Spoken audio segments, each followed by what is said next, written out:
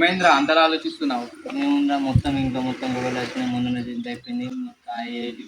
ఏమంటున్నావు ఇద్దరు అసలు సాగుతున్నాయి. ఇంట్లో మొత్తం సంతోషమే లేకుండా అయిపోయింది.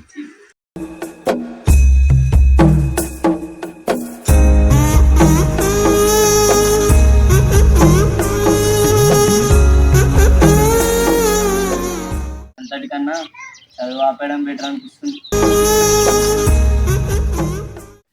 ఎంత కెరియర్ డెవలప్ చేసుకున్నా లైఫ్లో హ్యాపీనెస్ లేకపోతే మాత్రం ఆ కెరియరే వేస్ట్ రా. అంతేనారా?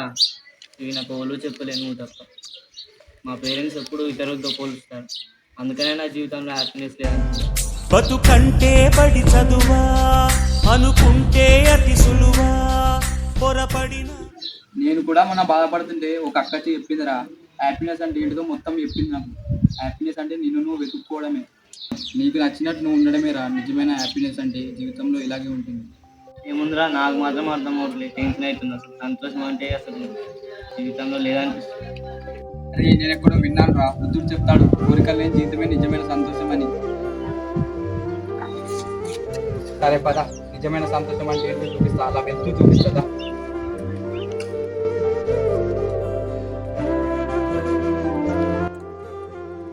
చూడరా